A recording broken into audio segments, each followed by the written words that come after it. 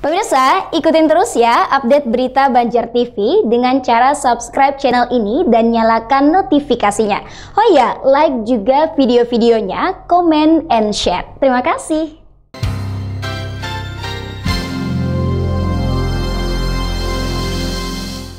Pemirsa, Ketua Tim Gugus Tugas Coronavirus COVID-19 Kota Banjarmasin, Mahli Riyadi, menyatakan peningkatan status tanggap darurat COVID-19 dan kejadian luar biasa KLB. Data terbaru jumlah pasien dalam pengawasan atau PDP bertambah menjadi 4 orang, 54 orang dalam pengawasan, dan 699 orang dengan rentan atau ODR. Status kejadian luar biasa atau KLB ditetapkan di wilayah Kota Banjarmasin terkait penyebaran coronavirus atau COVID-19.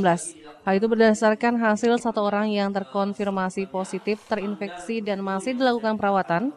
Informasi terbaru dari Tim Gugus Penanganan COVID-19 di Banjarmasin Selasa siang. Grafik peningkatan sebaran terdata ada 699 orang dengan rentan atau ODR, 54 orang dalam pengawasan atau ODP, dan pasien dalam pengawasan bertambah menjadi 4 orang, dari sehari sebelumnya hanya berjumlah 2 orang. PDP mulai dari tadi pagi ada penambahan 2, dari semula hanya 2 dan bertambah hari ini 2, jadi total pasien dengan pengawasan jumlahnya ada 4 di Banjarmasin.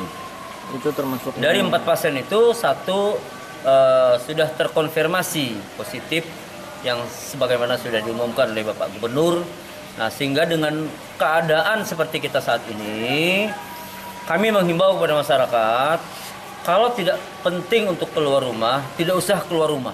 Ketua Tim Gugus Tugas COVID-19 Banjarmasin, Mahli Riyadi, status tanggap darurat serta KLB ditetapkan kemarin, sehingga semua komponen dimintakan kewaspadaan penyebaran virus corona. Murtasia, Risna, Banjar TV. Sementara itu, Komisi 4 DPRD Kota Banjarmasin juga meminta komponen yang tergabung dalam gugus tugas agar membatasi pintu masuk di pelabuhan guna memutus mata rantai penularan virus corona. Peran serta masyarakat diminta juga dapat membantu upaya pemerintah dalam memutus mata rantai sebaran, diantaranya dengan berperilaku hidup bersih dan sehat, membatasi kontak fisik dan berdiam di rumah hingga kondisi sudah dianggap pihak berwenang sudah kondusif. Saya mengintensifkan bahwa dengan pintu gerbang yang 3 ini supaya untuk lebih pengawasan lebih ketat supaya jangan maksudnya orang luar itu bisa masuk. Saya tekankan bahwa untuk Puskesmas Pelabuhan itu berkaitan dengan Pelabuhan Trisakti. Nah, terkait Pelabuhan Trisakti, kalau kapal antar negara itu masih bisa deteksi oleh mereka yang melewati KKP ya. KKP dideteksi, kemudian dilihat, kemudian izin sandarnya setelah bisa sudah bebas tidak bermasalah kesehatan semua baru bisa sandar. Nah, ini kalau kapal itu kapal negara antar negara, artinya dia bersandar, tapi dia membatasi abk-nya naik ke atas. Yang jadi parahnya ini apabila kapal ini kapal takbut ini dia misalnya katakanlah misalnya membawa batu bara misalnya, alurnya rutenya kan ke Surabaya misalnya. Ketika Surabaya dia mampir, Surabaya ini kan daerah merah, dia bisa mampir, abk-nya bisa mampir, terus dia datang lagi ke Banjarmasin. Di Banjarmasin ini begitu dia sandar, pandu segala macam, dia tidak harus berlabuh saja.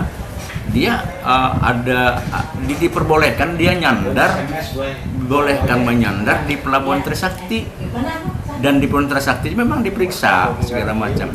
Bahkan abk-nya dia bisa naik ke Banjarmasin, bisa belanja, kadang-kadang bisa ke tempat karaoke misalnya, atau mungkin ke tempat lain. Nah, ini yang akan mungkin yang berdasarkan berita dari kesulitan mereka dari Puskesmas Pelabuhan supaya KPP tadi juga berkoordinasi. Murtasia, Risna, Banjar TV.